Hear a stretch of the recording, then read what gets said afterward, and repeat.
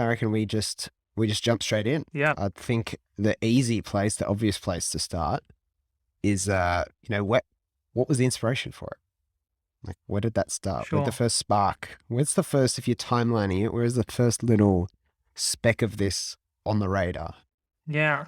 Well, the first time I thought about doing something like this it was 2020, and I think it was around April. So it was during kind of the first big lockdowns. I think they were all across Australia at that time. So we were locked inside, and I was thinking, I was sitting there, I was in my final year of university. So yeah, I finished at the end of 2020. And so I'm sitting there and I'm thinking about life after university. What is that going to involve? And I really was sitting there thinking, I don't really know really anything about the workforce, how to go and like grow my career. How does that even work? I knew nothing, and I thought there's people that I could speak to find out about this, and that there's certain connections that I had at the time that I was like, okay, well, I could speak to this person. I know they've had a successful career. Like perhaps I could sit down with them and ask them some questions about it. And so I had a lot of these ideas flowing around in my head, and then it wasn't until so I guess to go forwards a little bit, since that time, I put the podcast on pause. I honestly didn't have really the guts to do it. I thought it wasn't going to work. I thought it was going to be a failure. Really just lacking a lot of, well, I guess I had a lot of self-doubt around this kind of thing. And if it was going to be worth my time, perhaps people wouldn't listen, all that kind of stuff. So then if we fast forward, what's that, probably a year and a half almost, in between that period, I'd got a job in Melbourne. I got a grad job in Melbourne and I moved. I was living in Adelaide and I moved to Melbourne.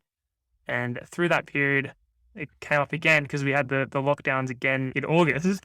Maybe lockdowns are just a recipe for deep thinking. I don't know. Maybe a Yeah, and recipe for podcast innovation. Yeah. projects. But yeah, so we're in one again. And I'm thinking, well, this is something that I'm still thinking about. And it had been on my mind a few times through the year. And it sort of came to me, okay, well, this is something that I keep thinking about and something that I feel drawn to, but am I really going to go through with this or am I not? And I think it was like, well, in 5 or 10 years, I'm going to wish that I at least tried this and saw how it went. And I think I'm really glad that I have done it. And I'm really glad for the lessons that I've taken from people that I've spoken to already. Having these conversations, it's been a win-win because it means I get to speak to these people about things that I want to know about growing your career and these fascinating people.